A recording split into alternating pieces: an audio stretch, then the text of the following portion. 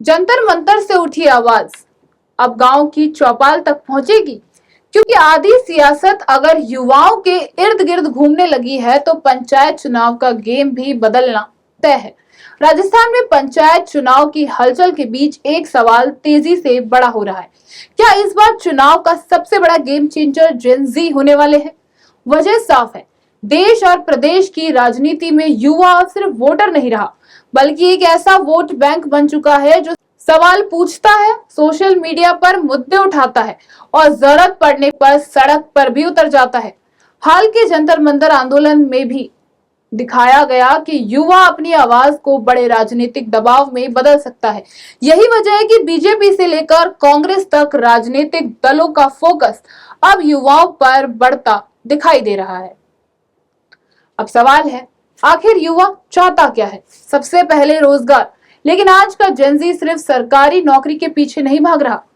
उसे स्टार्टअप चाहिए, फ्रीलांसिंग चाहिए, डिजिटल बिजनेस के मौके चाहिए, स्किल डेवलपमेंट प्रोग्राम चाहिए और ऐसा माहौल चाहिए जहां गांव का युवा अपना काम शुरू करके दूसरों को भी रोजगार दे सके।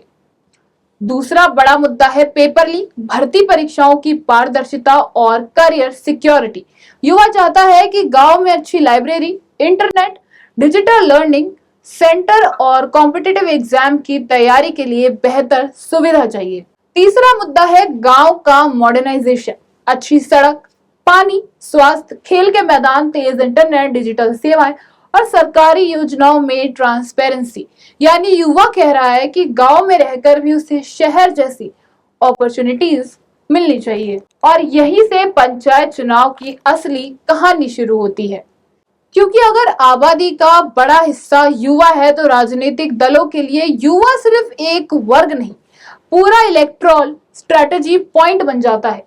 बीजेपी और कांग्रेस दोनों के सामने चुनौती है कि युवा सिर्फ भाषण सुनकर वोट नहीं देगा, वह पूछेगा मेरे लिए क्या किया। और इस बार सबसे बड़ा ट्विस्ट यही हो सकता है कि जेन-ज़ी सिर्फ वोट देने नहीं, खुद चुनाव लड़ने के मैदान में आ जाए। नई उम्र के चेहरे पंचायत की राजनीति में आते हैं तो पुराने समीकरण, पुराने चेहरे और पारंपरिक चुनावी रणनीतियां सीधे चुनौती के सामने होगी। यानी पंचायत चुनाव में लड़ाई सिर्फ बीजेपी बनाम कांग्रेस या पुराने बनाम नए चेहरे की नहीं होगी, लड़ाई होगी पुरानी राजनीति बनाम नई पीढ़ी की उम्मीदों की।